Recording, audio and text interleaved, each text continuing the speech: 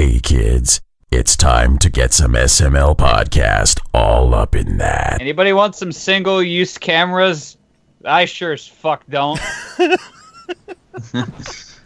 All shit that I'm getting from my mom's house. Goddamn. I didn't know they still made single-use cameras. They don't!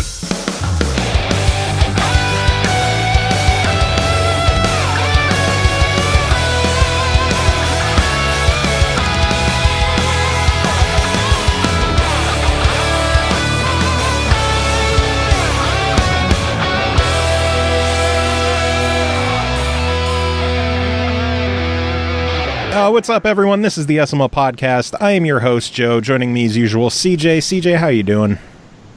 I have shorter hair now, but you can't see that anyway, so it doesn't matter. I've never seen what you look like at all. All I've ever seen is your Xbox avatar. So I legitimately don't know what you look like with normal hair, shorter hair, whatever. But I guess in the long run you don't matter, because we have a guest joining us today. I can't hold that up for too long. Who is, if you're in our Mixer stream right now, you saw him bouncing along to a heavy on the side of the screen, replacing CJ. But Stevo Bortz is back on the show. Stevo, how the hell are you doing? I'm doing all right, all things considered. I'm glad I got to see you the other day in person. It was a wonderful lunch meeting, despite the fact that my phone died on the way. And when I say died, I don't mean the battery died. I mean the device is bricked. Really? The LG G4? No, it is dead. 100% dead, stuck in a boot loop. Only boots up to the main OS if you stick it in the fucking freezer. What the fuck did you do to it? Oh, it's a hardware flaw. They know about it. When it overheats, some of the solder trace can become unhinged and cause it to just malfunction entirely.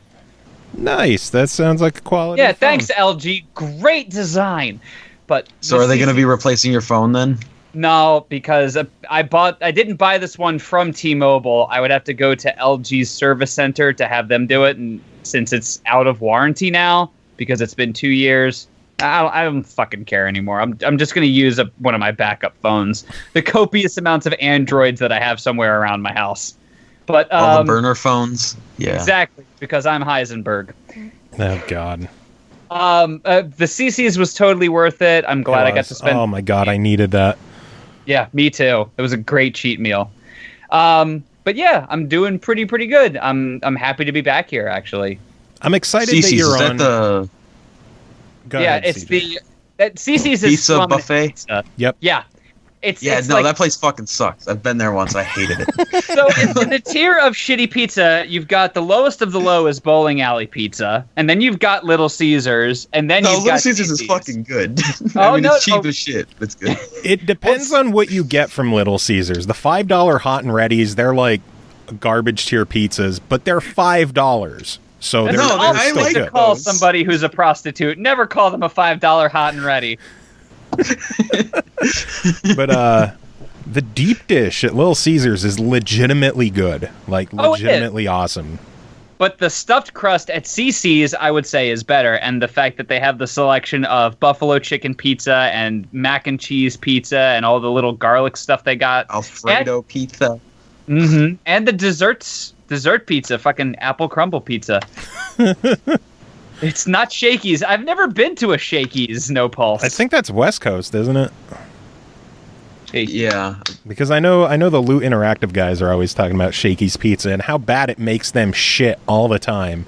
Because headquarters is in CA. That is the high quality entertainment that we provide here on the SML podcast. Hey, there's a road trip for us. The closest Shakey's to us is right outside of Columbus, Alabama.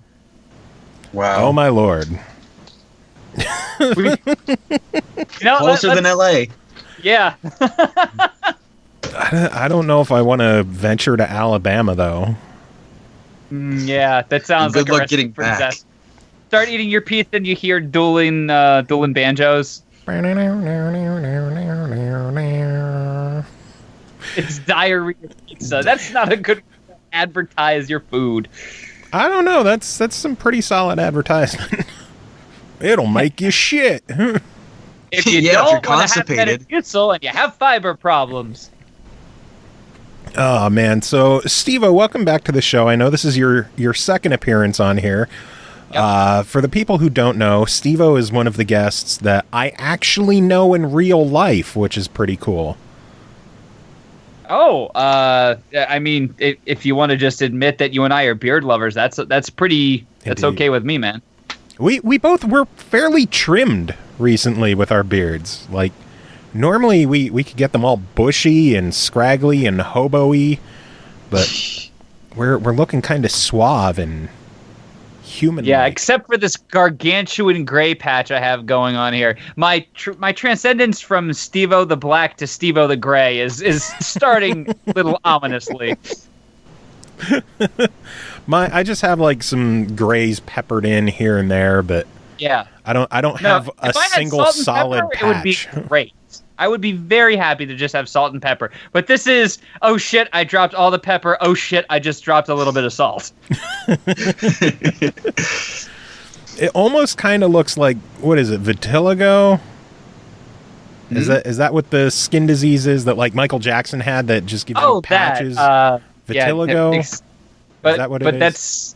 Do they have that for beards though? I didn't know there was an everything. actual... I mean, We're getting very distracted already so much. I know the one comedian, John Henson, he used to be on that show Wipeout.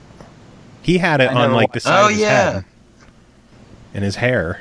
He had like just a white patch of hair on the side of his head. Not a damn clue. Yeah, good stuff.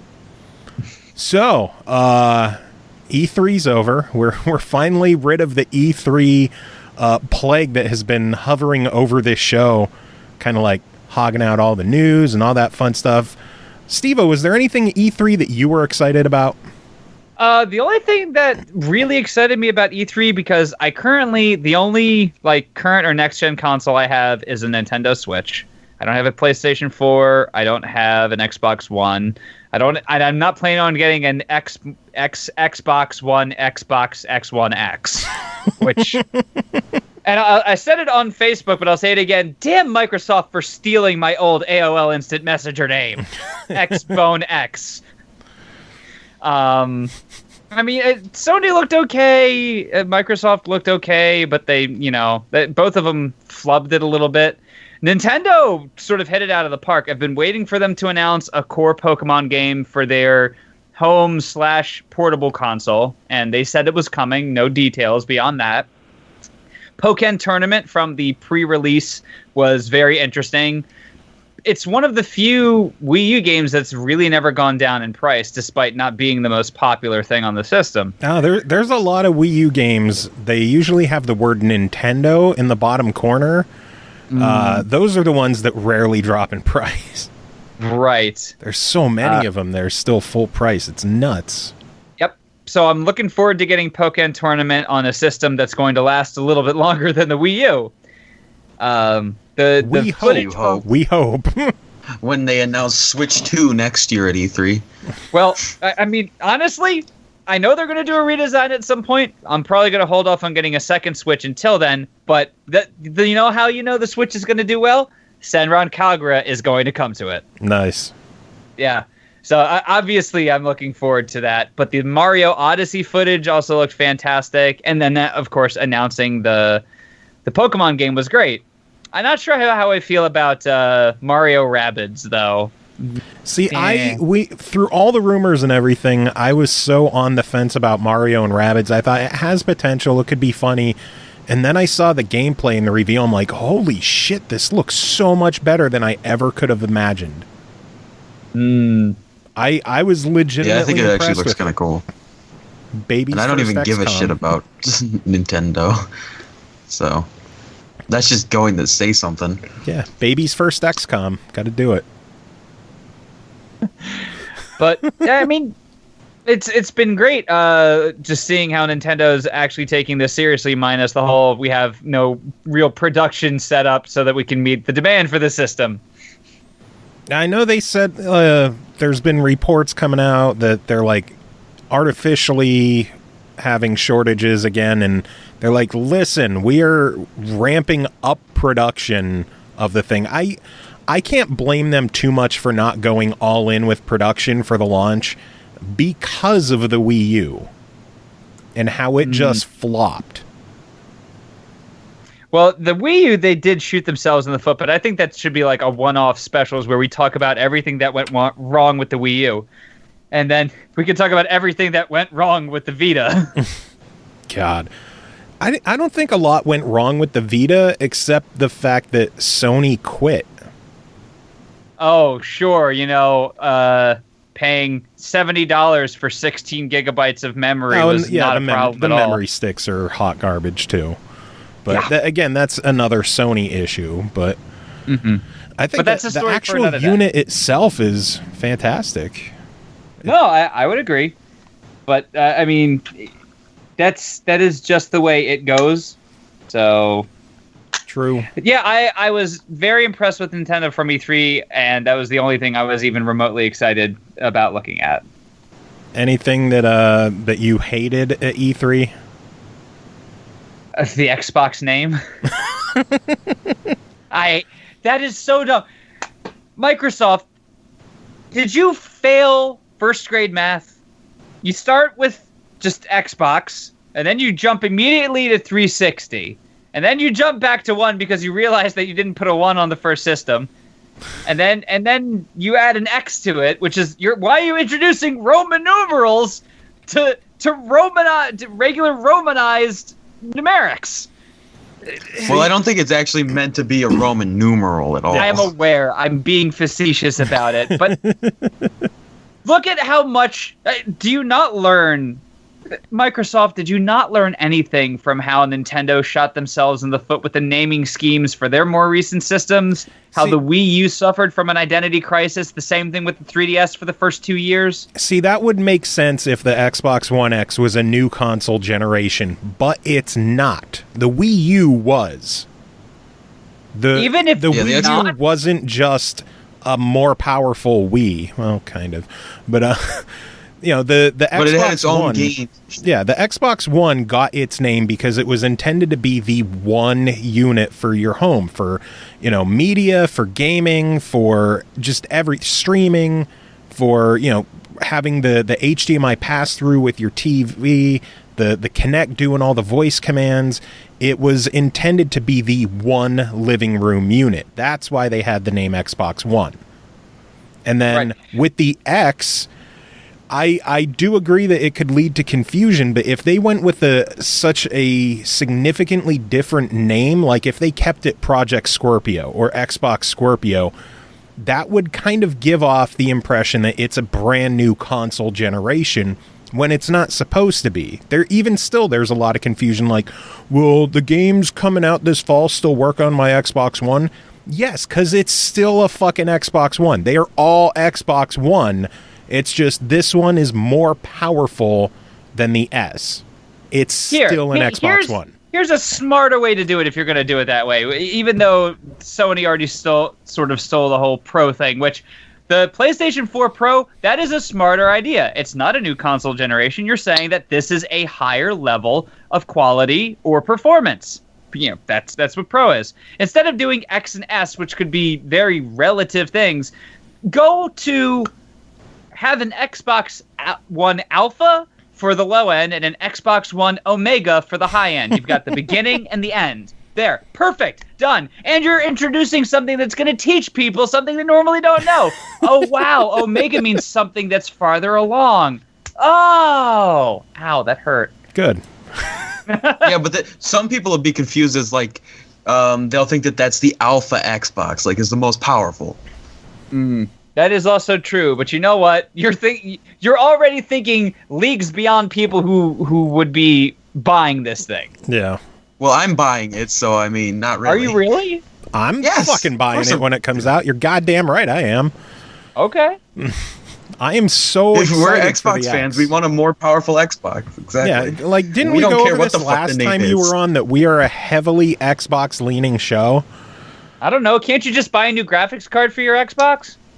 No. And no, we don't want to deal with all the hassle with PC either.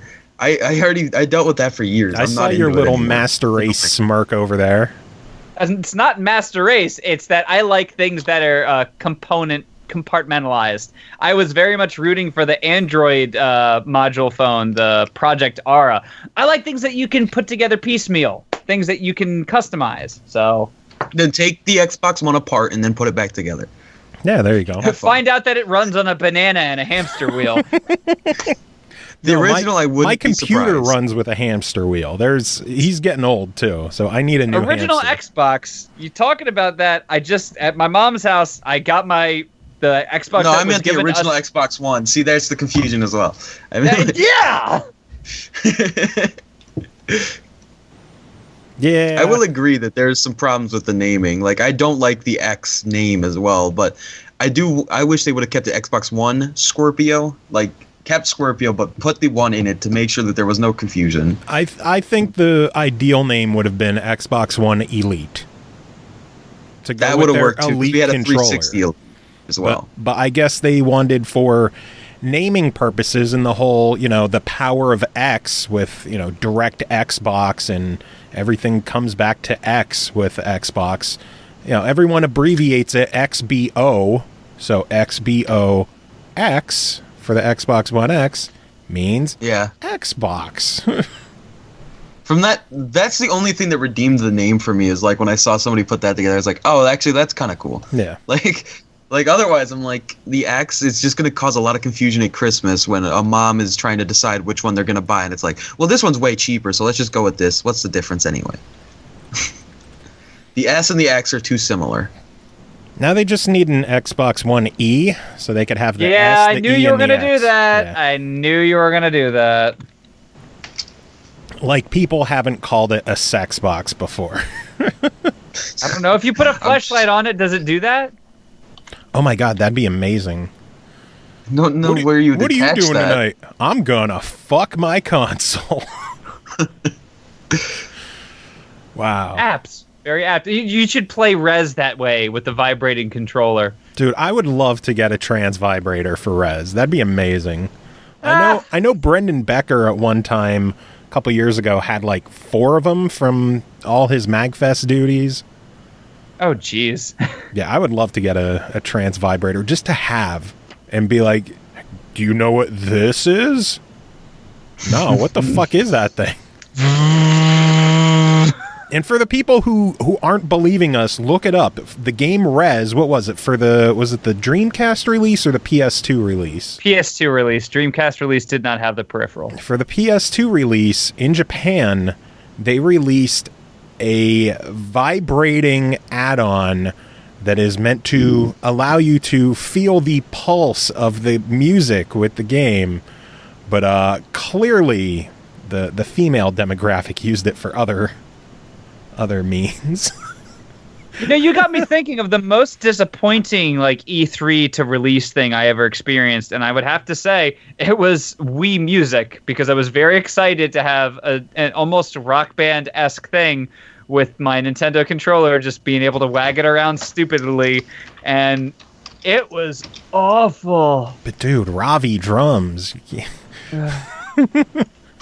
And the crazy thing is, for as bad as that was, every time that I use the Switch with the Joy-Cons in my hands, or I'm playing PlayStation VR with the 2 Move controllers, I'll just put on a song and start air drumming with the controllers. Like, why isn't there some kind of drumming game for PSVR or for the Switch yet? Like, I just want to drum with my stupid controllers. Okay, so I have to link this. I don't want to derail too much. Just watch this on your own time. This one particular YouTube, just called Why Miyamoto Why. It is my favorite, and it exhibits everything wrong with Wii Music. Oh my lord! I'll have to check that out another time. On your own time.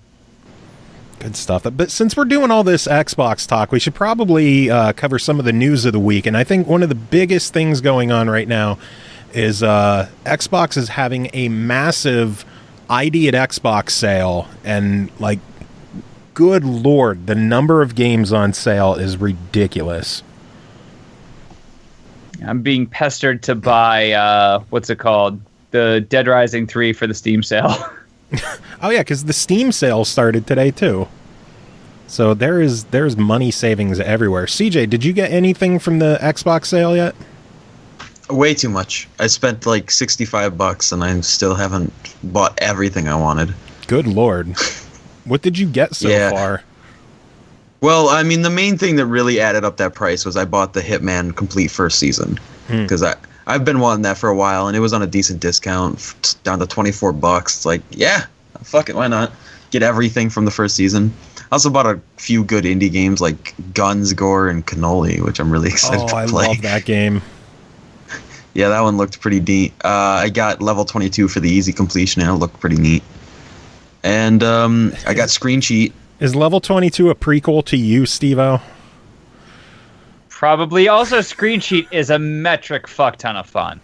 It is ridiculously fun. Yeah, I ended up picking that one as well. I had a good balance. I made a good balance between like easy completions. Yeah, that makes sense. Like, I picked it up for that. It's like, that's $4. That's not going to make any difference to me.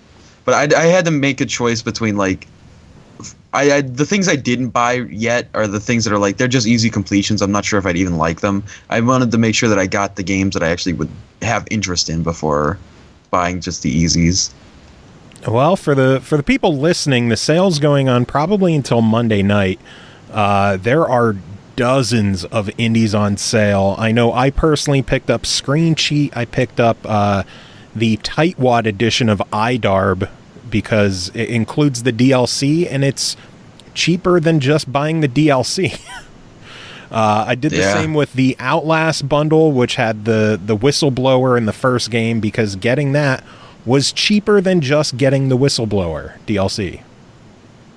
So, which makes sense, because they didn't put that on sale, but they put the bundle on sale. Yeah. And then the last thing that I got was Toto Temple Deluxe, because I owned literally everything else in the sale. I picked up Fortified. I'm like, eventually I need to play that. I've watched a lot of people play it, and it looks like a hell of a lot of fun. Yeah, it is so good. You need to have friends to play it with, though. Like, Fortified is not something you want a single player. Stevo, have you heard of Fortified? Yeah. Not heard of it, no. It's like an online 4-player, third-person shooter / tower defense with aliens. Interesting. Sounds a lot like Iron Brigade, but it's not. It's really cool. I know No Pulse was asking if we had any kind of recommendations to go through in the sale. CJ, did you pull up the list that I passed your way? Oh, no, I have the list from TA up, because I just use them for everything. So, also, the Turing test is on a massive discount. I've never seen it that cheap before. So. How much is that one? $6. Oh, wow. That game's like normally $30, so it's like, yeah. Good Lord. So what kind of recommendations do you have from the sale? I was surprised at the amount of games in here that I haven't actually played. Like, a lot of the ones that have been on sale are games that I didn't review in the past, so it makes it a little harder. I mean, if you didn't pick up iDarb when it was a game with gold, you should just get the Tightwad edition. Yeah. Besides that, it's like, you should go first, and I'll look through the list and make sure. Oh, Her Majesty Spiffing. For the love of God, buy that game. It's so much cheaper now. It's like, at the price it launched, which was like $18.50, it's like, it was a little bit iffy on if you should buy it just because it's how short it is. It's only like 3 hours. But at $6.10, that's worth it. Like, that is a really good game. And Letterquest Grimm's Journey, which is only $2.50, that lasts you like 20 hours. I love Letterquest too. That was the first game I won from the show before I was a part of it. I fucking loved that game. What are you giggling at, Stevo? I was scrolling through, and I'm looking at games that you guys are recommending, but I'm also browsing through the Steam sale at the same time. And my number one recommended thing on Steam sale is Elisa the Innkeeper prequel. Recommended because you played games tagged with sexual content, anime, free-to-play, and nudity. Thanks, Steam! Oh, I think you only have yourself to blame there, really. Yeah, probably. Oh, man. So I'm going to go down the list here and see what kind of good stuff is on the sale. Should I look for stuff that's just straight up buy it, or like fuck it, why nots because they're cheap enough? Both. I think I would say just the bias, just to like get the highlights of the sales out of the way. Because, like, show like the best of the best that are on sale. Because I really enjoyed Amazing Princess Sarah, and that's only $214, so I think that's pretty worthwhile. Bit Dungeon Plus is down to $231. I enjoyed that, although the one game I played of it because it's all random generated dungeons, it like spawned me in a room without an exit, which I thought was hilarious. Yeah, that's funny. Let's see here. I'm just going down the list. Cell Damage HD for $270. Cluster Puck 99 is only $1.50. Dad Beat Dads is 90 cents. Yeah, you better believe I grabbed that for the easy completion. 90 cents. You can't pass up a 90-cent game. Exactly. It's hard to do that. You hit the nail on on the Steam head. You can, because they'll all go I up to couldn't $20. pass up buying what the fuck was it? Sneak King for 90 cents. Dude, Sneak King is the shit. I loved Sneak King. Like, how did I know you were going to say that? How did I know? It was a solid game for what it was, especially what were they, like $5 at Burger King when they came out? Yeah, but I got it at GameStop for like $1. So I thought it was a legitimately decent game. Let's see. Exile's End is $3. I thought that one was pretty solid. CJ already mentioned Fortified for $5. Gunsgore and Cannoli for $3.30 is, I think, a must-own at that cheap. Yeah, that game is fucking awesome. I'm so excited. Dad Beat Dads is couch co-op. Yes, it is local only, but for 90 cents, I'm sure you'll have a friend come over within the next 4 years that it's worth dropping the 90 cents on. And it's pretty low chance that it'd be games with gold. They haven't done a game below $10 in a long time. Yeah, so they've been pretty decent with that. Hunter's Legacy I thought was a pretty decent Metroidvania style game for only $2.10. Jotun Valhalla Edition for $5 is pretty good. Letter Quest you already mentioned. Level 22 you already mentioned. Level 99 is on the stream with us. That's Stevo's remixer name. Yeah, which I barely use that as a handle anymore. I tend to update my handles now, on like at least on my Steam name or whatever, just based on one of the funny things we read during the week. Like, for example, my name this week is Sir Unicocktapus of Diddles. What? That's a thing. Sir, there's no response to it. I know. Unicocktapus? Sir Unicocktapus of Diddles. I want you to send that to me, because that's going to be the name of this episode. That's also the name of the episode for my next show. Then mine. When does your episode come out? It's going to come out next Friday. Okay, then mine will be part 1. Yours could be part 2. I will send that to you for sure. That's pretty funny. Oh man, Ninja Pizza Girl 250 is really good. Yeah, that game was really good. I forgot about that one. I think Organic Panic for 250 is worth checking out. Paranautical Activity, were you into that one? I did play it a lot on PC and I really liked it. I thought it was a really solid game. So there's that one. Polychromatic is 99 cents. Again, you can't go wrong with shit that cheap. Yeah, and I mean, if you did miss Numa Breath of Life while it was a game with gold, it's on a decent sale right now. Like $660 is better than you'll probably get it anytime in the future. True. At least for a long time. But Polychromatic I thought was a pretty solid, God, I forgot the name, Geometry Wars style game. And for $1? Yeah, God, I forgot Geometry Wars was even a thing. Quest there were of 3 Dungeons. of them, and then the company folded. Yeah, Bazaar. I miss Bazaar. And they didn't even do the third one. The third one was done by someone completely different. Really? Yeah. I'm surprised how good it was for being a different company. Like, at least that was one of the series that weren't ruined by another company coming in. True. Quest of Dungeons for $3. I still say Quest of Dungeons is one of my favorite games I've ever covered on this show. So absolutely get Quest of Dungeons if you didn't already buy it on our recommendation or win it from us, because we've done giveaways for that before. Rogue Legacy is $3.75, and goddamn is that a good one. Saturday Morning RPG is $2.50. That's worth grabbing. I know a lot of people enjoyed Shred It, the little cartoony snowboarding game. Yeah, I should pick that up just because even if I don't enjoy it, it's a very easy completion, and it's worth $15.50 gamer score instead of just $1,000. And it's only $3, and I thought that one was pretty solid. Stories of Betham, Full Moon, very much in the vein of like classic Legend of Zelda style games, only $2.64, so gotta recommend that one. Super Gun World 2 at $2.40 is worth grabbing. Oh, what the hell else is here? There's so many fucking games on sale. Talent Not Included, $3.75. The Sun and the Moon, $2.31. The Turing Test you mentioned is $6. Ooh, I see one that you're gonna name. Oh, let me guess. Vertical Drop Heroes for $2.65. Yeah, that was exactly what I was thinking. Vertical Drop You Heroes loved that game. That game was amazing. Oh, there's so much good stuff on sale. And a shout out to Wolf Boy dropping into the chat. How are you doing today, Wolf Boy? Wolf Boy! Thanks for coming, buddy. Wolf Boy is an FNF regular. Oh, is he? Yes, he is. Look at you bringing your fans along. I just told him, "Sa, dude." Why? Why? Because I knew it would tell you.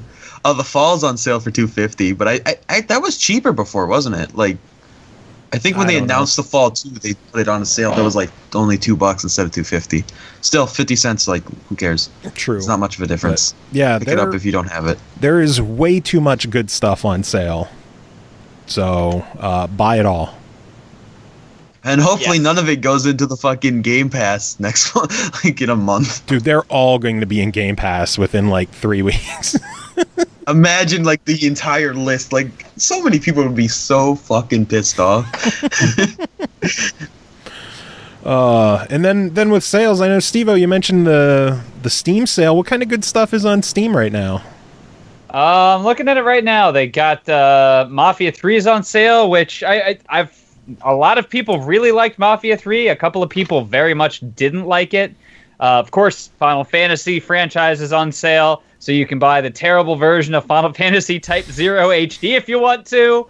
But like all 3 entries in Final Fantasy 13 are $10 or less. You get Final Fantasy 11. Who the hell plays Final Fantasy 11 anymore? A lot of people. You'd be amazed. I'm sure I would be. For $15, the Final Fantasy X 10-2 HD remaster, I would highly recommend it. 10 is one of the most solid entries in the franchise, in my humble opinion. Wrong. Why wrong? Fucking hate 10. I think. Can 10, we not talk? I swear to God, we've talked about this like 20 times. Probably. I have never been able to get into 10. I think it's some of the worst voice acting in the series, some of the worst writing in the series.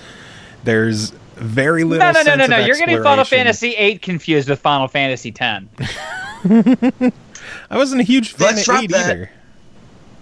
But I think that more important than Final Fantasy is that Golf It is on sale.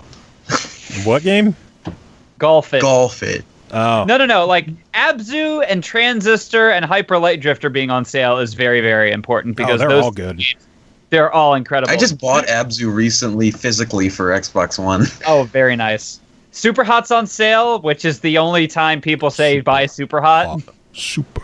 It was in that that Humble Bundle monthly thing recently too. Super. That's how I got it. Super. You having fun there, Joe? Super Hot. It was actually announced that Super Hot's coming to PS4 soon too. Both Super Hot and Super Hot VR. Torment and Tides of Numenera, which if you're a fan of the original Torment, Planescape, which I very much am, highly recommended. Between Torment and Pillars of Eternity, we have our D&D Advanced style isometric RPGs back, and couple that with the new Divinity games. It's ridiculously nice to be an old school brutalized D&D fan. Yeah. Also, Many games are so Left 4 good. Dead shit is down to $1.99. So if you somehow don't own that on Steam, you can get both Left 4 Dead 1 and 2 are both $1.99. I know. I personally picked up Atari Vault for $3.39 because it was cheap enough that, you know, I like Atari, classic Atari. And then the complete Double Fine collection, or not complete, but like the Double Fine collection, is 90% off.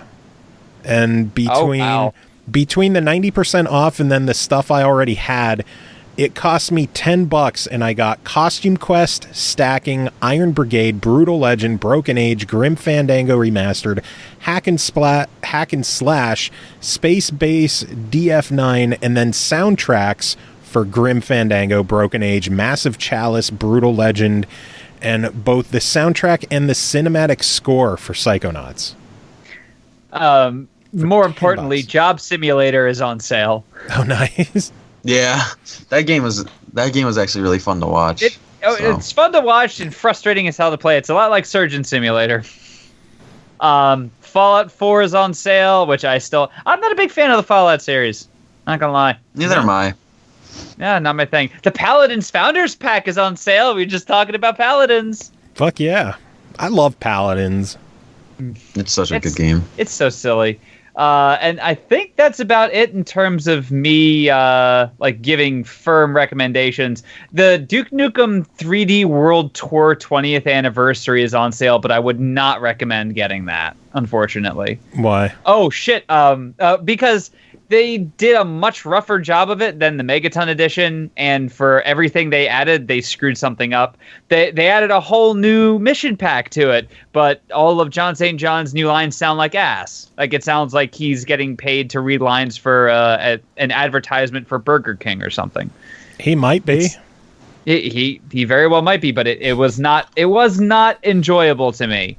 But Shadow Warrior 2 is on sale, down from $40 to $24, and that is one of the most fun cooperative first-person shooter-slasher games I have ever played. Yeah, I gave it my Game of the Year for 2016. So there you go, somebody who's in my boat. That's awesome. Yeah. And then I just reviewed the Xbox release. Like 3 weeks ago, something like that. Something like that. Yeah, it was like last month. Did you like it? Man, I loved it. It's so fucking fun. It is insane. Awesome. Oh man. Meanwhile, I'm resting on my laurels, hoping for Honey Pop 2 to come out next year. All right. Why doesn't that surprise me? I like puzzle games. What is wrong with that? I don't know. Just a few moments ago, you mentioned how Steam is recommending games to you based on sexuality and nudity. So I think we know what you really like. I'm a fan of fan service. It doesn't necessarily mean that's the only thing I'm looking for, but it helps. Sure. Since we mentioned Paladins, and earlier before the show started, we were talking about Overwatch. The news came out that the game Gigantic from the team at Motiga, and if you're not familiar with Motiga, they were on our show way back on episode 118. Ooh. August 2015. How far back is that?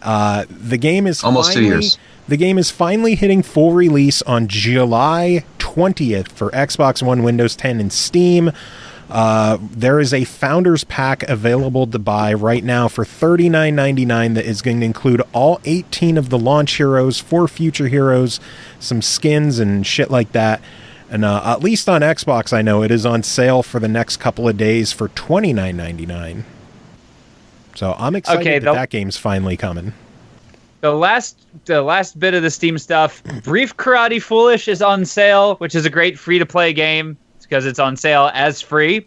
Dark Souls 2 and Dark Souls 3 are on sale, and Face Rig is on sale. So if you want to join in a Skype call and want to be a magical talking burger, you should get Face Rig. It's worth it. All right, I'm done. I'm done with that. Oh, my Lord. Oh, man, I should go over the rest of the news for the week that I have here. Yeah. We mentioned that Super Hot is finally going to be hitting the PlayStation 4. Another game finally hitting PlayStation. City Skylines is going to launch on August 15th on PS4. Woo! So, PlayStation 4 gamers could finally dive into the City Skylines fun. Xbox fans, there's still some news for you guys as well. The game just got a physical release this week at GameStop. So, if you're looking for a disc of the game, go to GameStop. You could get it there. Nice. Indeed. For us physical collectors, that should be interesting. Very true. Speaking of physical stuff, Stevo, did you see the Metroid Samus Returns special edition in the U.S.? I didn't see the special edition. It comes with the soundtrack disc. Pretty cool. Oh, well, that is cool. Pretty cool, huh? That I may do. Now, did you hear what Europe is getting? What is Europe getting? Nintendo of Europe is once again embarrassing the shit out of Nintendo of America with the Samus Returns Legacy Edition, because they are also getting a soundtrack disc and a 40-page art book and a S, like the Samus S logo, the Screw Attack logo, a pin of that, a Morph Ball keychain, a digital download of the original Metroid 2, and a steelbook stylized like the Metroid 2 Game Boy cartridge. And America's getting a soundtrack. So, Nintendo of America, go fuck yourselves. Sounds like you gotta do some importing. The worst part is that 3DS games are still region locked. Oof, so you're gonna have to buy both versions and just have one as a collection. I might have to, yes, because I want that steelbook. Jesus, it looks so good. Oh man, it is such a beautiful steelbook. It looks so good.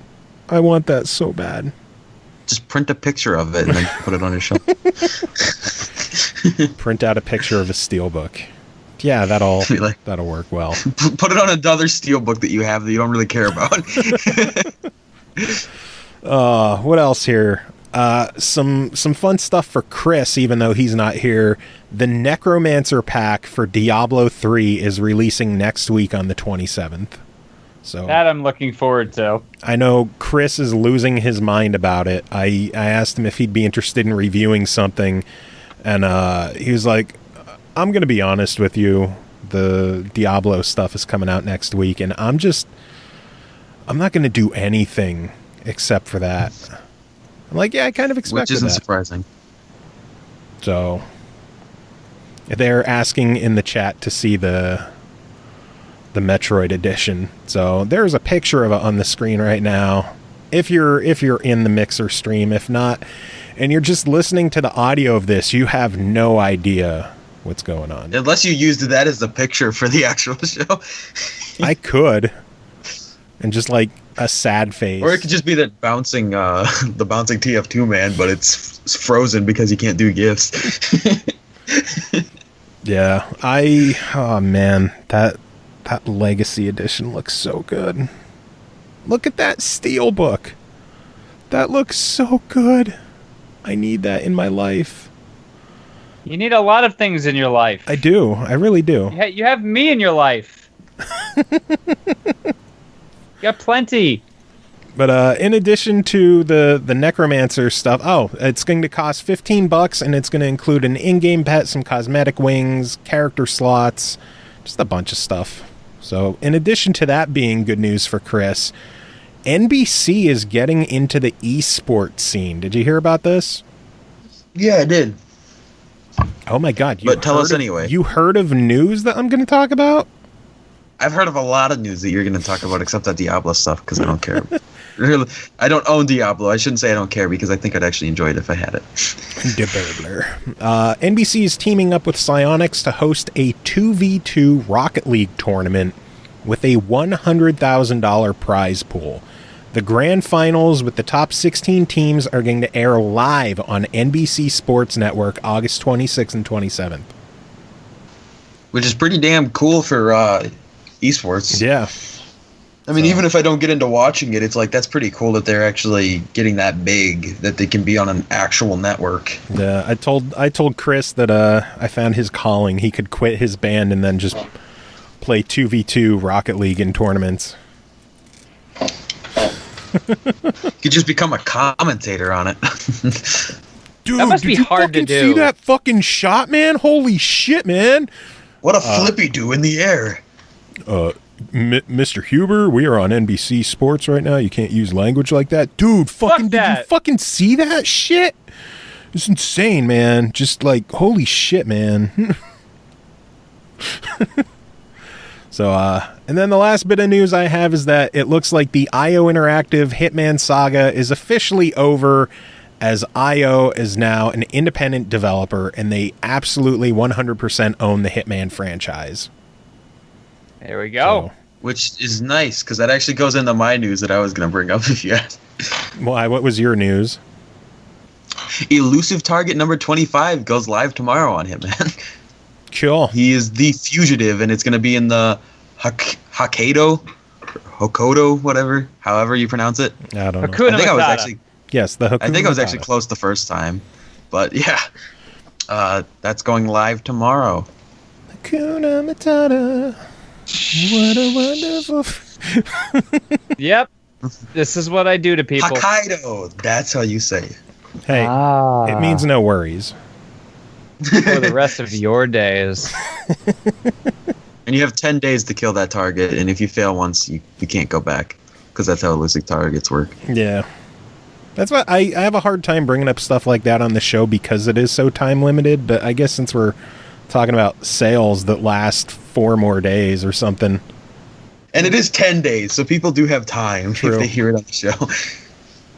10 days from tomorrow, and the show will probably be uploaded, tomorrow? So Yeah, I can't wait for someone to listen to this in like 2 weeks and then realize the first half of the show means nothing to them.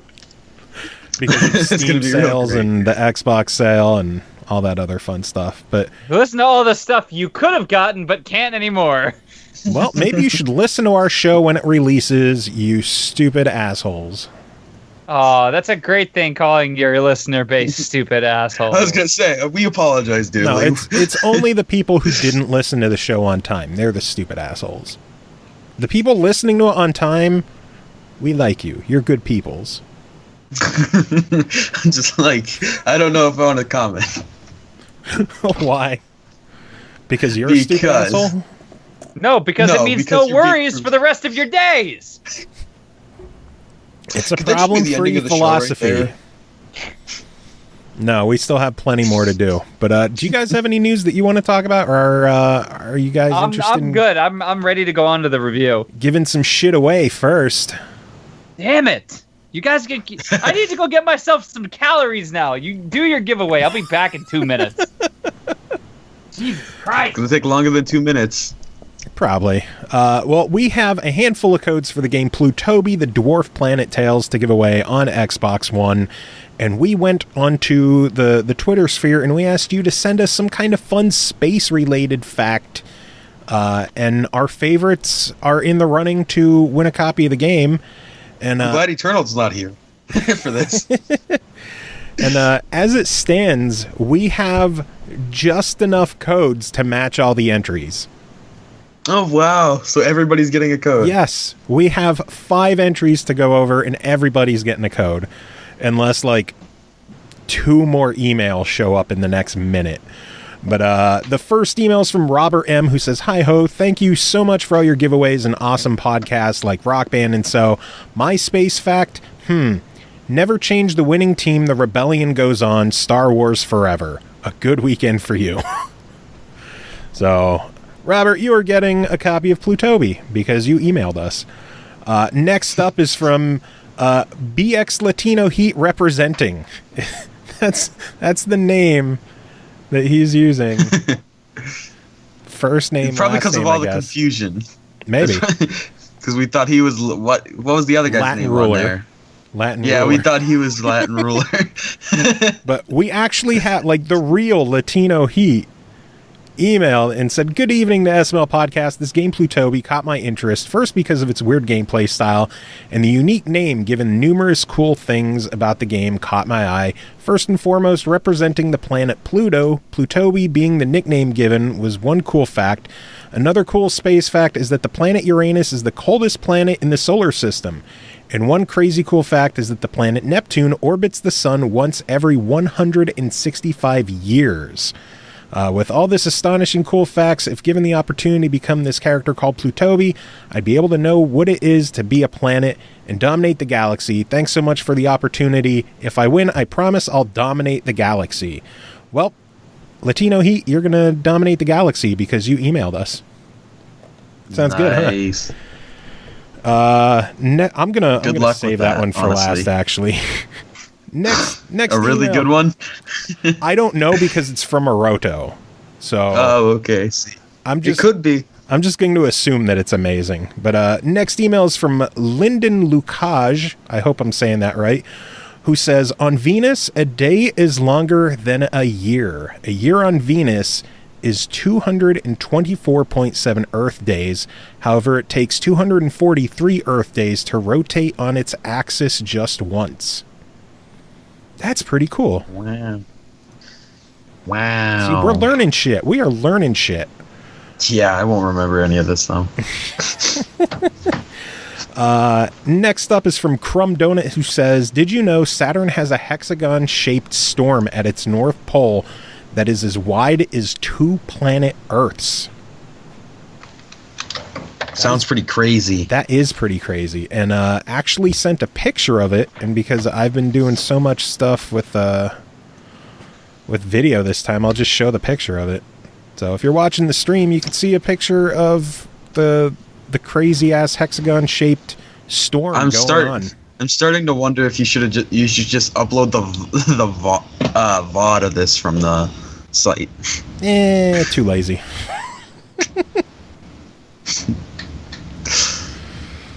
But yeah, final email then. Well, Crumb Donut, you're getting a copy of the game. But final email is from Aroto Tomato, who says, on a more family man style of email, here's a little trivia about space that's pretty cool. Tacoma is almost here.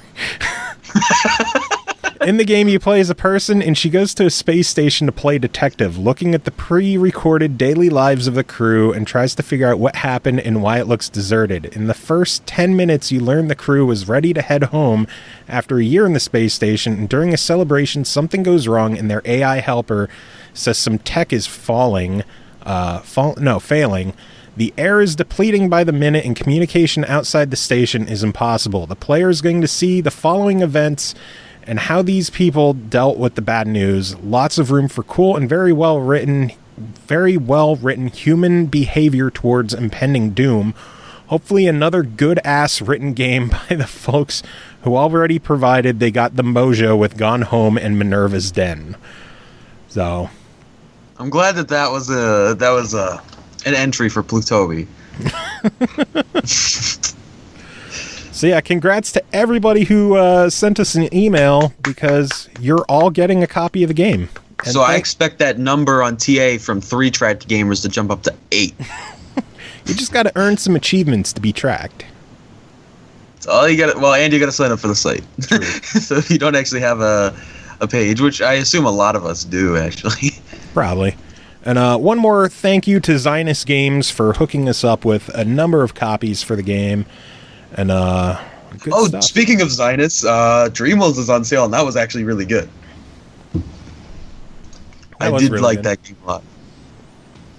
See, there's too much stuff on sale. Way too much. But we should all just go in and own a business together. I don't know what we would do, but we need money. Joe, you got a pretty good body. How do you feel about selling? Oh God, yeah. Okay. Yeah, everybody's gonna want that. You want this milkshake? Got to come to my yard.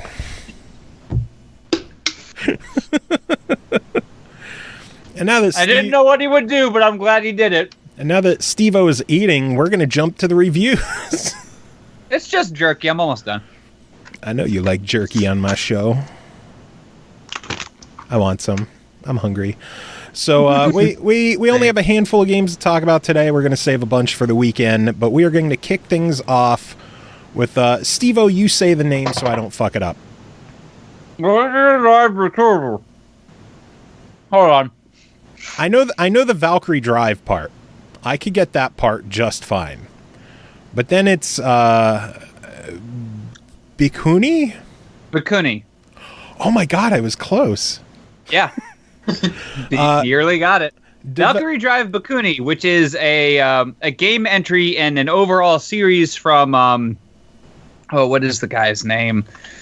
Give me a moment. I gotta find this now. Okay, I'll do the spiel. That's enough time for him to do his thing, yeah. Valkyrie Drive Bhikkhuni, developed by Meteorise and Honey Paradise Games, published by Marvelous, released June 20th on Steam for $29.99, or there is a combined edition with all of the DLC included for $39.99. A mystery virus known as the mystery virus known as the something, like it. The virus. The virus. VR virus. I wonder why that didn't copy over, or if Steam had it wrong. Infects young women, transforming them into weapons known as Extars, or those that control them, Liberators. However, the voluptuous Valkyries are infected with a unique strain, allowing them to take on either role at will. Proving incredibly difficult to cure, they are sent for quarantine to the sun-soaked island of Bhikkhuni, where a treatment is put into place. The Valkyries engage in combat against one another to strengthen both mind and body and allow them greater control of the virus. Who runs the island? What is the secret of the virus? Will you choose order or chaos? Stevo, what did you choose? I chose a number 5, the double baconator, and large fries, and a Frosty.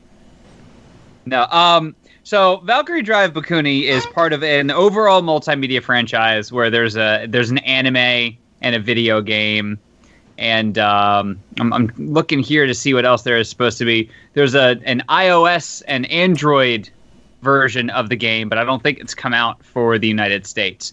But I know they're gonna be, if they haven't already, been localizing the anime, and Valkyrie Drive Bhikkhuni came out on the PlayStation Vita last year. I own it for the Vita, but I did not get very far, which is why this review is mostly untainted by that. The game is made by Senran Kagura creator Kenichiro Takaki, so there is a lot in common with the series beyond just being focused on some extremely physically fit, well-equipped with good assets young ladies who are fighting each other. So again, we're going back to that games with sexuality and nudity. It really does. It runs on the same freaking engine as the Senran Kagura series. In fact, if you look at the ports of Estival Versus and Shinobi Versus, some of the menus look almost identical, which is fine. If you've got good technology, work with it. But its roots, where it ties in with the series, the creator's just lineage, it's pretty obvious. And, of course, the audience that it's playing to, they know what they're going to get into. The major difference for me, and I'll get into the actual details of the game because I've been dying to do this ever since I started playing it. I've been wanting to give critical critiquing. I wanted to give it something positive or negative, but I was barred from doing so. Yay, embargoes. Forgot what the hell I was going to say, damn it. I got so excited about it. I've been waiting to do this. I got so excited about it, and I blew my load. GG, Stevo. Proud of you. So proud. So, no, I remember. The difference between the Senran Kagura series and this, they're both published by Marvelous. Senran Kagura is translated and localized by Xseed Games. This was localized by P-Cube, if I remember correctly. And there is a very large difference in how Xseed and P-Cube have gone about this. Xseed is very in-depth, tongue-in-cheek, where they've done their best to translate over all of the contextual comedy for the English audience by tying it in with things that we would find relevant. P-Cube has gone a different route. It made it a little bit more serious. There's still a lot of tongue-in-cheek, eroge kind of humor, but they haven't built up the same kind of characterization the same way Senran Kagura did with its characters and its story. So it's good, it's engaging, and a lot of it compares to... It's lots of pluses and minuses. I would say it's sort of on the same level. Senran Kagura is more enjoyable for its story. Valkyrie Drive Bhikkhuni is more enjoyable for its gameplay. It's a much more refined experience than even Estival Versus was. The engine has seen a lot of improvements. The visuals are gorgeous, and the port from the Vita looks great. Absolutely stunning for the system requirements that it runs on. All of the characters are thoroughly fleshed out. The enemies not so much, but in a game like this, do you really need to have well-defined enemies besides bosses in a game that's like Dynasty Warriors? Probably not. But you're just beating up tons and tons of people. The game is great at introducing all these new battle mechanics as you continue going through the chapters. And you learn more and more about the girls. You start unraveling the secrets of the island. And no spoilers from me. Even for doing the review stuff, I didn't get past chapter 8 in the game. So no spoilers for anyone. They've got their dressing room mechanic in there, so you unlock clothing by either doing the raffle or getting it as a bonus in levels. You can totally be a perverted old man about it if you want, or you can play Barbie to your heart's content.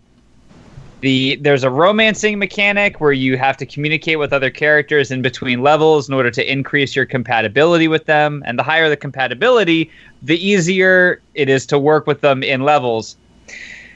You always have a partner with battles. The VR virus is unique, and there's some story stuff they explain it better in there. But the bottom line is there's the V virus and the A virus. V virus means people can transform into weapons. The A virus means people can wield those transformed weapons. And the VR virus means you can do both. So you can sort of mix and match. You have a character who acts as an Extar and a character who acts as a Liberator. One of them is the weapon, the other one's the wielder. The better the compatibility, the more stuff you can do as a team. And you can unlock advanced techniques and more combos and everything. So it's got its RPG elements in there. Of course, there's transformation sequences that have lots and lots of no clothes and... Shocking. Yeah, I know, right? You knock the clothes off of enemies as you do more damage to them. It's a fun game. It's a very enjoyable fighting experience. Good for all ages. Yeah, I would play this game if I was 9 years old and horny. The story is a little long-winded in between sequences. You can feel like it really drags on because of there's a lack of pop and sizzle when it comes to the dialogue. But it's still engaging enough, and the combat has definitely kept me coming back. The music is great. I don't think it's... Actually, I don't know if it's the same composers. It's a similar vein of J-Rock. But overall, I would say it's still... I would say... Who am I telling this about? Is this somebody who has shame? Or is it somebody who does... If you don't have shame, it's a buy. You could cover both of them, I guess. Okay. If you don't have shame, buy it. If you do have shame, try it. Or watch a video of it. Alone in your room when it's dark. Mom, get out of here! Mom, I'm playing a game. I was like that once. Wait, Mom, you were a young, sexy Japanese ninja? Yeah.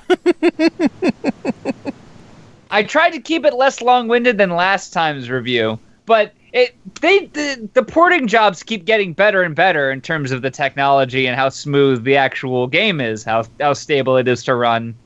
Loading screens were super fast. I played it on my laptop, and it ran just as good as it did on the desktop. It was beautiful, very, very fun to play fighting-wise. The drawbacks are just the stuff that I think P-Cube did. And I very much hope in the future that if P-Cube does the translation again, that they loosen up a little bit when it comes to the verbiage. Otherwise, definitely worth it. I didn't get a chance to play any of the multiplayer. That was one of the things that was absent. I didn't get a chance to try that. What kind of differences were there between the this version and the Vita version? Anything like super significant? Clearly, it's going to look better and run better. Content-wise, any kind of massive changes or? No, I don't think so. I think like DLC in tow. And they've been doing that a lot. Any DLC that gets released on the Vita gets included either in bundle packs or within the game itself when you buy it. Yeah, I know they have the combined edition that's $10 more. What kind of DLC is there? And is it worth getting the $40 version over the $30? Well, let me see what the DLC pack includes. This one... I have no idea which version of the game we got for you to check out. Got the regular. I would have to buy the DLC pack in order to do it. It's 2 extra characters from Valkyrie Drive Mermaid, which is the anime, and then 150 new items for the dressing room. So if you're a player of The Sims and you like to dress up your characters, or if you want to have 2 extra characters to play with, I don't believe that it's extra story. It's just 2 extra characters to play once you've beaten a level, and then extra things to dress up. Hey, $15 isn't bad for that much extra material. The nickel and diming for Estival and Shinobi Versus was way worse than that when it was on the Vita. Yeah. And if you didn't buy the game yet, it's only $10 difference instead of 15. So you save even more. The savings are out the anime wazoo. Yep.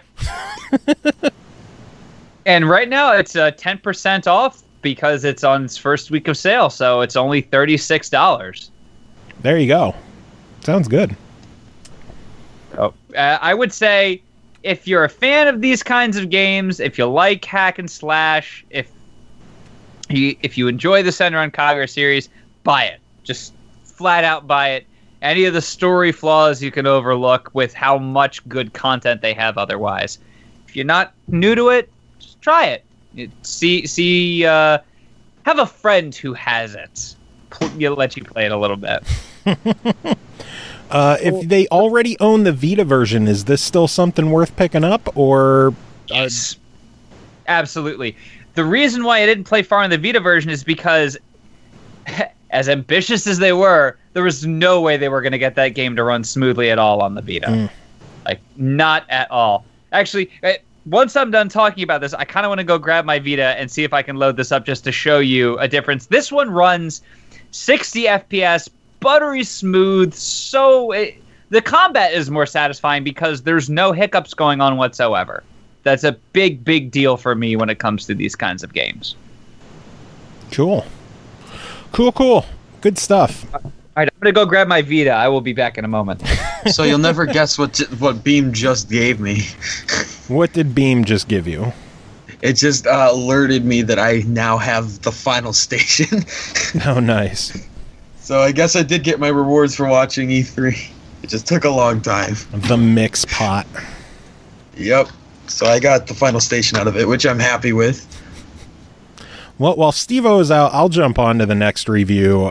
This one is called Jaipur, a Card Game of Duels, developed by Sebastien Pauchon, published by Asmodee Digital. It released May 25th on iOS and Android at a launch price of $2.99. In this digital adaptation of the award-winning card game, find a comprehensive interactive tutorial and an extensive campaign mode. Solo play is available at 3 difficulty levels. Play online 2-player, cross-platform, or locally in pass and play mode. Track your achievements within the app and use your Asmodee Digital account to sign on. Enjoy beautiful illustrations by Vincent Dutrait. This one was covered by our friend Jacob Garner, who emailed in his review, so I'm just going to read that. Jaipur is a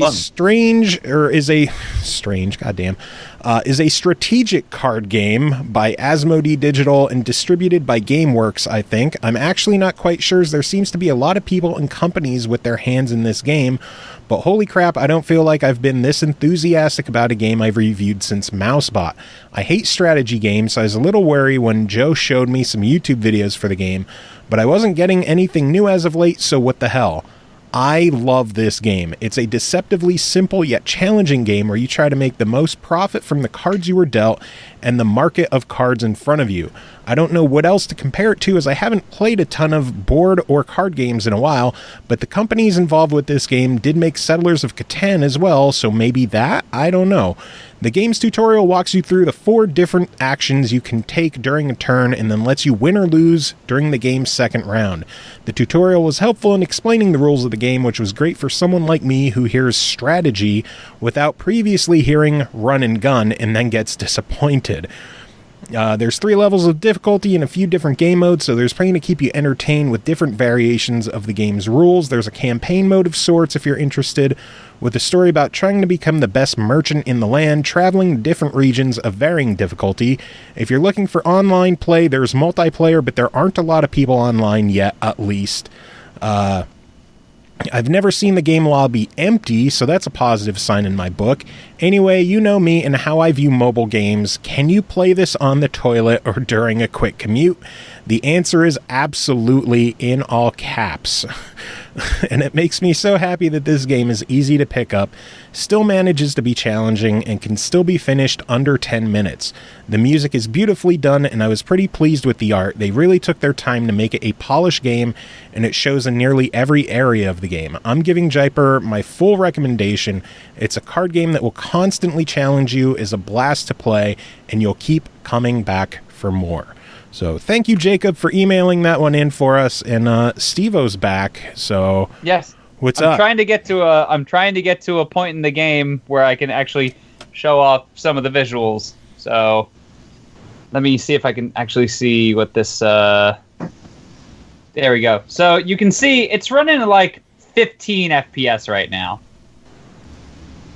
Yeah, you'll have to narrate this because it's going to play poorly in audio form. That is literally like it's a bit sluggish, and it's just it doesn't run well on the Vita in my opinion. But it for me, being able to take it on the go has its own benefits. I just couldn't play it and enjoy it that way though. There are some games you can do that with and some games you can't. But the Galgun double piece release on the Vita was just abysmal. I wanted to like it so much, but it was so slow and unresponsive, and it was just not an enjoyable experience. Well, maybe it'll come to Switch. They are releasing Senran Kagura on the Switch. Maybe they'll bring Drive to it too. Who knows? Maybe. But with that, I am actually going to bow out for the evening. Thank you very much for having me on as usual. Thank you so much for joining us, Mr. Bortz. Anytime. I look forward to talking to you the next time there's a booby game you want me to review. You are our official titty master on SML Also, Podcast. if I leave, is it going to end the call? I don't think so. It'll just be you leaving. Okay. Yeah. Well, if it ends the call, I'm sorry. Well, Stevo, do you have any final words to say goodbye? Number 5 with fries and the frosty. Also, Sir Unicocktapus of Bum Diddles. Later. Such an amazing name. Oh, my lord. Fucking amazing. Sir, you. I was really hoping it would end the call just for no reason. Oh, man. So, anyway, next game to talk about is called Air Missions Hind, or Air Missions Hind. I'm not sure what they prefer. Hind, maybe. Yeah, I mean, that's... I know my Kinect recognized Hind, so that worked. Developed and published by 3 Division, it released June 14th on Xbox One for $16.99, previously available on Steam, which we'll get to. Air Missions Hind or Hind is action combat flight simulator based on the Russian Mi-24 Hind assault helicopter or Hind assault helicopter. I don't know. And it keeps coming up. It keeps coming up, and I don't know which way to go with it. I'm pretty sure it's actually supposed to be pronounced Hind. Hind? Maybe. Yeah. Also known as the Flying Tank. Equip the weapon of your choice, UPK-23 machine guns, GUV gun pads, FAB bombs, a variety of missiles. Fab bombs. Use those weapons to tear up the sky in single-player and multiplayer modes. CJ, what did you think of air missions? Well, I mean, first I think I'll talk about what we actually played together, because it was a pretty interesting experience. A shout out to 3 Division for hooking each of us up with a copy to try out the online multiplayer. We did do some co-op and some deathmatch. I don't think I had as good an impression of the game as you. I know you put a lot more time into it. My biggest gripe, I know that the visuals weren't what we were expecting, but that's stuff I could overlook. My biggest issue is the complexity of the controls. It's just so hard to get into. Yeah, and well, that's what I've been seeing a lot of, because I did decide to go look at what people were talking about on the Xbox store, and it's like it was a lot of back and forth between the controls are great, it's just you have to get used to them, and the controls are really hard and they're awful. Yeah. And it depends on how you feel about them personally. But I'll say right away, the first thing you'll notice about the game is that it wasn't exactly the greatest porting job, because there's a mouse cursor in the top left corner. Legitimately. Yeah, there is. I thought that was the funniest thing I think I've ever seen in a porting job. The fact that the mouse cursor was still in the game. Something else I noticed that might be related to that is in the settings for where you can select, if you want normal controls or like pilot control or whatever, they have control type. And it, in the Xbox version of the game, all it does is show the gamepad controls, but I don't know if there's like other options in there, like if you might have a flight stick, or if you are able to hook a mouse and keyboard up, or if that's just something left over from the Steam version that wasn't removed. I'm not sure. I have no idea. It just seems so odd. It seems like it was a very easy and cheap porting. It didn't seem like they actually put a lot of effort into making it play like it was designed for the Xbox One. There's also small issues like in the co-op when we were playing. After every mission, we would have to disconnect and select the next mission, and then I'd have to re-invite you to start the next mission. Yeah. We couldn't just continue from each mission. We'd have to back out and do the whole process again. And I still don't know if like something was being missed, because on my screen it kept saying waiting for host to restart the game. But and on my screen, all I could do is cycle between me and your gamer cards or gamer tags, and it gave me the option to either disconnect or bring up your gamer card, and that's all I could do. Weird. So I think that was legitimately an issue. But the co-op was actually somewhat fun to play. I noticed that the missions are actually in the co-op campaign. They're not all there. Like there's a couple of missions in the regular campaign that aren't available in the co-op. Yeah. There's also some smaller things like I think they just removed any missions with landing in the co-op, it seems. Maybe. I mean, we only played the first few missions in the co-op because after that, I'll be completely honest, Joe was not enjoying the game very much. Neither was I at the time. I was struggling with the controls. My biggest thing was I was struggling with the controls. I know they had the 2 big ones I was switching between were novice and casual. And casual felt easier to control, but it was also significantly slower. But on novice, it gave you more control. Well, that's because you didn't. I figured something out about casual because I was using casual as well. Huh. During the campaign, I guess I was on novice for the actual multiplayer because it did feel different. If you click in the left stick, you go much faster in casual. So it's basically it works like a sprinting mechanic. All right. So you just weren't sprinting, and that's why you were going extremely slow. Because the tutorial teaches you it if depending on which control setting you choose. So I went with casual for the controls because that's what I thought I was on last night. And it turns out I wasn't. I was on novice. Remember how we started the game and I asked if you wanted to like go into tutorials and figure out how to play it, and you're like, I'm already in online, so let's fucking do it. Well, there's no tutorial for the co-op, so it's like, let's just start the fucking game so we can do this. We also played on some online mode, and I failed to see how any game will ever end ever, because it takes just ungodly long to be able to kill anybody, just with all the turning and trying to fucking aim another player that's also moving at an extreme speed. I just don't see how a game will ever end, and there's no timer. Yeah.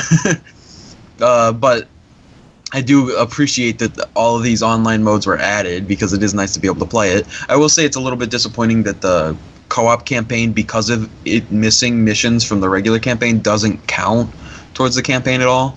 Like, you still have to replay the missions, and unlike co-op where you can select any mission you want, in the campaign you have to unlock each mission by beating the previous one. Yeah. So there was a few missions I had to repeat, but that's what made me discover that there are missions that were removed from the co-op, and that was that the third mission we had to do was the one in the city and such. Yeah. Where we had to deal with a lot of things, and that it ramped up the difficulty out of nowhere. Whereas there's actually a couple of missions in between that. And that makes sense then. Yeah, and interestingly enough, it turned the third mission in the campaign actually turns it into a terrace takedown style. I don't know if you ever heard of that game before. No. But where you actually go to the side inside the helicopter, and you're manning a machine gun. And the helicopter's actually flying by itself, and instead you're using the machine gun to gun down all the enemies. Oh, that's pretty cool. Yeah, that was a pretty neat little addition. It took forever, and because the machine gun doesn't do that much damage to vehicles, and there's like 4 vehicles that I had to take out. So I was just circling around for like 10 minutes.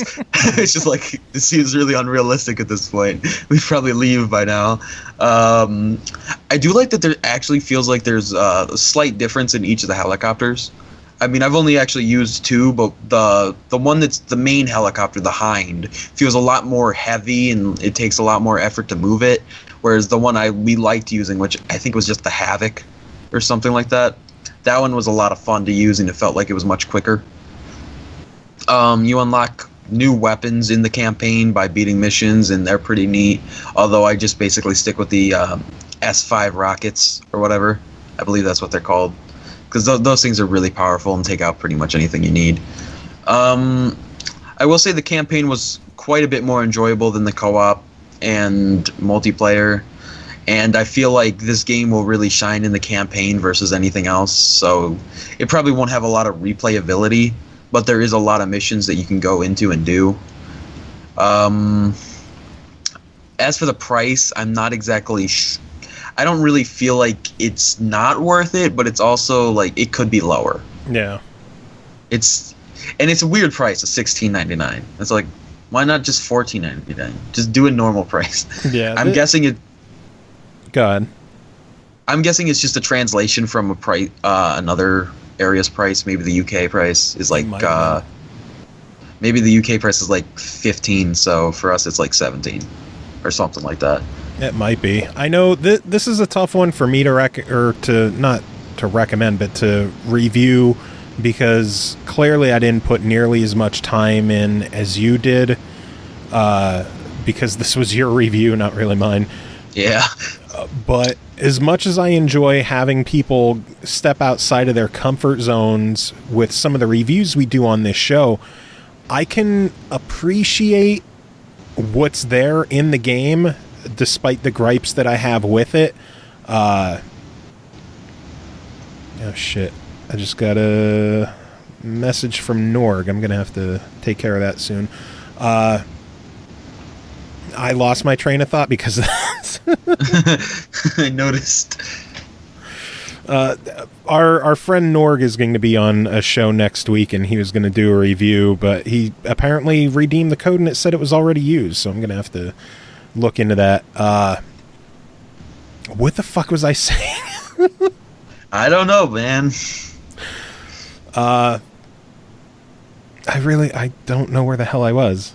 Oh my god. You're talking about how it's just like you like people stepping out of their comfort zone. Oh, yeah. I can appreciate different games and different styles, so I can understand the people who are into this genre would really enjoy it, but just the complexity of the controls in my eyes for someone new to this genre or someone new to just this style of the game in general it's going to be really, really tough for newcomers to get into, even with the casual controls.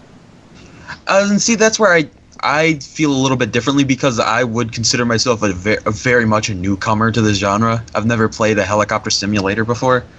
And as far as simulation goes, if you turn it on to casual, it feels like a very light simulator. It feels more like just an action game that you can turn from like a vehicular combat FPS to third person, depending on which you prefer. I actually found that I thought it was easier to control the helicopter in first person. Except when it comes to landing, which, by the way, landing is a total bitch in this game. It's really difficult, just because it's like...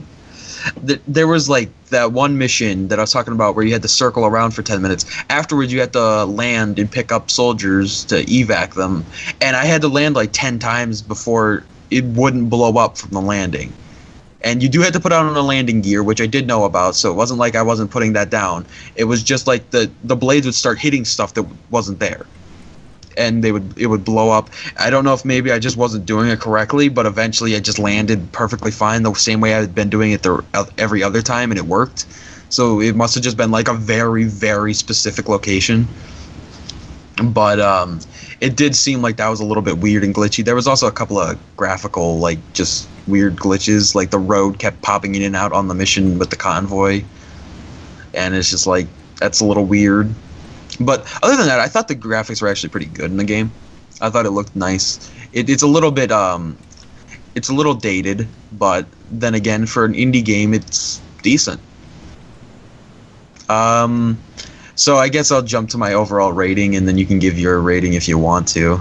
I honestly, I didn't play enough to give it a rating, so this is all on you. All right. Well, I think that between the issues with the port and how lazy it was and the higher price, I can't give this more than a try it. But I do think that if this game goes on sale at any point, maybe like 25 to 50% off, that it would be worth picking up just to try it. This game isn't going to be for everybody, but if you want to try something new, this is definitely a good one to get into. It will take a little bit of getting used to, but I think if I can manage to do it and get used to the controls and actually have a good time, then pretty much anybody could, except Joe. So I guess I gotta give it a try. It's very possible if I did the single player and I went through the official tutorials, I may have had an easier time with it. I may put more time into it later and try to give it a proper... This is news to me as well. The Havoc helicopter that we were playing yesterday is actually DLC on Steam, even though the game costs the same price on both places. So you actually get the DLC included with the Xbox One purchase. Oh, nice. That's neat. Always good. So, I mean, that makes it a little bit more worth it, considering each helicopter is $3 on its own, so that's like $9 the DLC we get. Yeah, again, my gripes with the game come down to the controls, and like you mentioned, just it feels like it was kind of a rush job. Like, clearly we're not developers, so we don't know what all went into it, but the fact that there's like a mouse cursor up in the corner of the screen, on the main menu, if you look down in the bottom left, you could see like copyright 2015. So like they didn't even update that part of the menu screen. And then I still don't know what the story is with the controls, where it lets you select a type, but I don't know if there's any other control options available on Xbox One, or if that's just something left over from the PC release. And this game could definitely benefit from being able to move on to the next mission in co-op if that's what you want to do, instead of having to back out, because that's gonna annoy people and drive them away. True. Having to do that every time. Were you able to try out any more deathmatch after we played? No, I didn't I didn't actually try to play any more of it. I wasn't really interested. The multiplayer mode is just like, I knew if I started a game, I wasn't going to be finishing a game today. Yeah. So I didn't bother playing anymore after we played. I'm just curious to know how populated the online is, because before we played, I tried doing one quick and nothing would find. So I don't know if I was just searching at a bad time or if the online might be DOA. I don't know. I wouldn't be too surprised. I mean, I can't imagine, even with most games, even with games that you would consider better, most of the time the online is dead pretty quickly, or never gets populated at all except for very certain times, just because it's just not popular enough to get a community for it. Yeah. But I could see this one being a little more dead than other ones just because of how difficult the multiplayer would be. No. But anyway, so your final verdict is try it, right? Yep, it's a try it. Sounds good. Final game to talk about tonight is called Grim Legends 2, Song of the Dark Swan, developed and published by our friends at Artifex Mundi. It released June 23rd on Xbox One for $9.99, so it should be out by the time you are hearing this. When a mysterious illness befalls the Queen of the Eagle Kingdom, a famous healer is summoned to Eagle Castle to examine her. The healer's quest takes a sudden turn when the infant prince vanishes under mysterious circumstances. The queen is accused of practicing dark magic and thrown into the prison tower. Will the healer be successful in saving the queen? Will she rescue the little prince from the clutches of dark magic? The fate of two kingdoms lies in the healer's hands.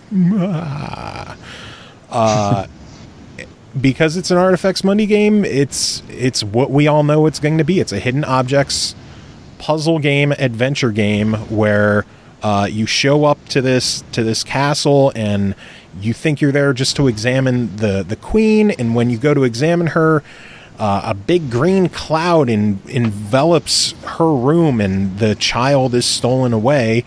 The queen is accused of practicing dark magic and is locked up, and it's your job to figure out what happened and save the day and save the child. I find that funny just because if you think if she's the queen, maybe she could just be like, you know what, it's allowed now.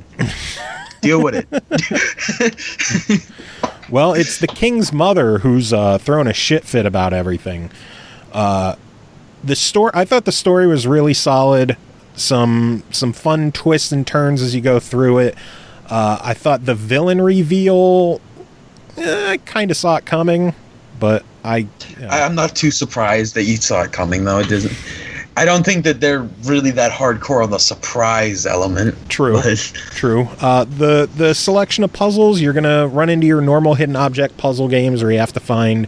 Sometimes they'll have a list of various items that you need to find, like, here's a scene. Find a tarot card, 3 stars, a dragon scale, 3 lizards, weird shit like that.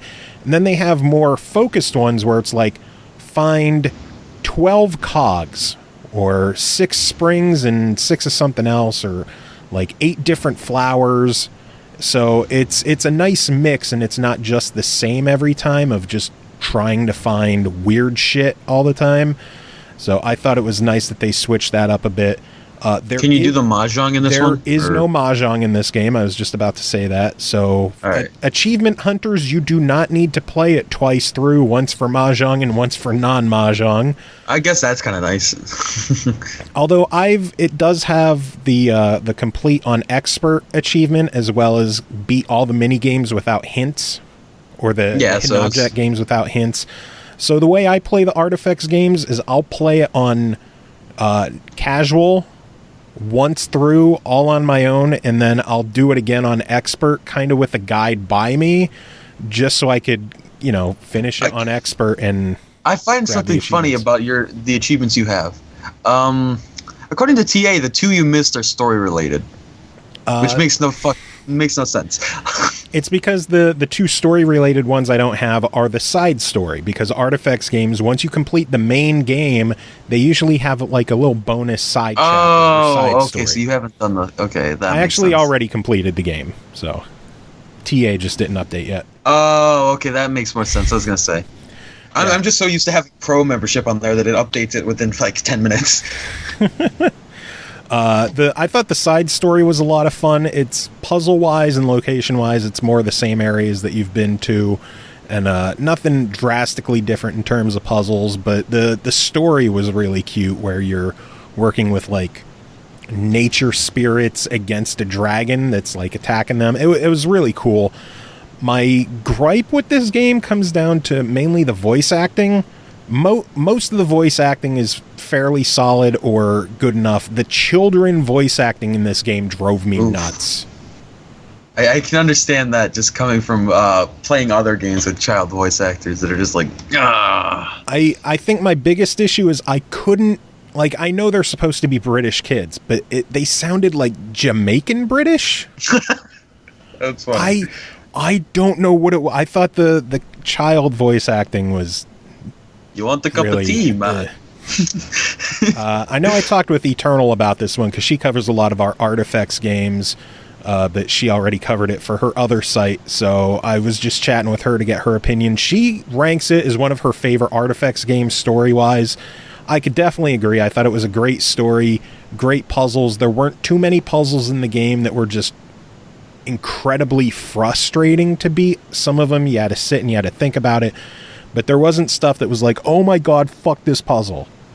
Because I've run into those in the Artifex games. Every now and then you'll run into one that's like, fuck this puzzle in every way. I'm just gonna look at a guy. Thankfully, there was nothing too horrible in this game in terms of like the crazy difficult or the crazy random puzzles to go through. The hidden object ones were fairly simple to get through. Not like too easy, but it was good. It was good. I thought it was good story, good puzzles. It's Artifex. You know what you're getting into when you pick up an Artifex game. Yeah, that's true. And there's no way we're going to break tradition yet, because this one is getting a buy it. I love the Artifex games. I love just having a chill adventure puzzle game that you could kick back and play in like 3-4 hours and just... I wonder if they'll ever make one that isn't a buy it. I hope not. I really hope not. I hope not either, but it's interesting. They're just every time I see a new Artifex game announced for Xbox or even on PlayStation, because they've been starting to bring them over there as well, I know that they're going to put out a game that's worth $10. And after, what is this, like almost a dozen now that they've released on Xbox?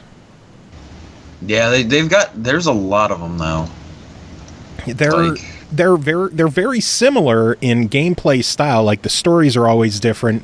The stories are usually really good, but the gameplay, it's simple enough to keep you wanting to keep going, but complex enough that you're not like, I'm just going to blaze through this and then, it was. It's just really solid gameplay, and bring them on. I love the Artifex games, and I hope we continue to cover them on the show, because Artifex kicks ass, and yeah, buy it. Yeah, according to this list I see, there's 10 of them now. 10. That's close to a dozen. Yeah, that's a lot of Telltale. Or, fuck. Telltale, really? Artifex. I don't know why I said Telltale. How do you fuck that up? Dude, they should do like a combination to do like Enigmatis, the Telltale story. But yeah, overall, it's a really solid Artifex game. I really enjoyed it, and it's another buy it. If you've enjoyed the other Artifex games, you already know how good it's going to be. So just grab it, sit down, set aside an afternoon, and enjoy it, because they're fucking awesome. So, yeah, good stuff. Sorry about calling you Telltale. Although that's not an insult either, but still. True. But anyway, that is it for this episode. Thanks everyone for hanging out and killing time with us, and thank you again to Stevo for dropping by and chatting with us and getting all pervy and eating jerky during the show. Yeah, such a professional. Pretty much. As usual, I have no idea what music I'm going to play, so you're going to hear something. I don't even know why I address the music choices anymore because I never know what I'm going to play. I might try finding some more stuff from Stevo since he's a musician.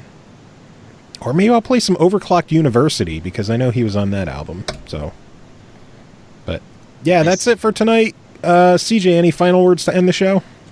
Runbow, confirmed for July, Game with Gold. Was it confirmed? Joe. No, according to Joe. Oh. Fuck, we could have talked about that. Yeah, we could have, but you forgot. Well, fuck it, I didn't stop the recording yet. Well, this is a very long final word segment. Pretty much. Yeah, you and I were dicking around on TA and looking at the upcoming releases, and you mentioned Runbow is from 13 AM Games, which we're going to be covering that one on our next episode. The 3DS version just released, showed up for release on the 16th of July, which, cool. Again, I'm excited the game's coming. The thing that tipped me off is that it's a Sunday. Games don't release on Sundays. And the fact that it's releasing on a Sunday and it's releasing on a 16th, the listing might be wrong. So clearly there could be an issue with it's a placeholder date that got messed up. But the last time I saw a date that had a strange release date like that was when Earthlock was listed for the 1st, and it was on like a Thursday. Because most games come out Tuesdays, Wednesdays, or Fridays. Well, even Thursdays aren't that surprising anymore. They used to be much more surprising than they are now. Yeah. But at the time, it was unique to see something release on a Thursday when it was the 1st. And I saw that maybe a month before the game was supposed to come out. And I'm like, that's going to be a Games with Gold. It just feels like that's going to be a Games with Gold. And it was Games with Gold. And now that Runbow is showing up on TA as being a Sunday the 16th release, I think Runbow is going to be Games with Gold for July. Funny that they're very two similar games that are back-to-back launching at with Games with Gold, if that's the case. Speedrunners and Runbow are pretty similar. I was not very nice to Runbow in the review, but I did give it a denied, I believe. I honestly don't remember. I know Chris Taylor is covering the 3DS version, and he's really enjoying it. He was raving about it so much that I actually ordered the physical off of Best Buy because I had a reward certificate to use. Nice. So maybe I was just wrong, or maybe it was the PC version. You're wrong about everything, so... yeah, and so are you. I am. I'm a pretty horrible person. But I guess we'll find out next week. I actually expected the Games with Gold stuff to be announced today, but maybe... I kind of did too, because they seem to have been doing that on Thursdays a lot. Yeah, and next Thursday is going to be the 29th, so that would be pretty late if they did that. Who knows? Maybe they'll surprise us and announce it tomorrow or something. I know after the show. I know we've done a bunch of recordings on Thursdays, and then the next day, like, PlayStation will announce theirs and be like, "Yeah, I remember that. You couldn't do this yesterday." On the bright side with Thursdays is that it's only Tuesdays and Thursdays for backwards compatibility. Not that that's mattered lately. There hasn't been anything since I think it's been a month. Oh yeah, almost at least. I think it has been an entire month since we've seen a new backward compatible game brought to Xbox One, which hopefully they start again soon. I know they addressed it right after E3. Like, we took some time off with they had the massive backward compatibility sale, and then E3 was right afterward. So maybe they were just like, hey, let's take a break and we'll pick back up after Maybe E3. We'll be surprised with the Games with Gold if there's a new backwards compatible title too. Maybe. I guess we'll find out. Time will tell all. But that is actually officially it for today. So, CJ, for real, give us some final words. And don't say Runbow because you're going to make us talk about more shit. Fuck!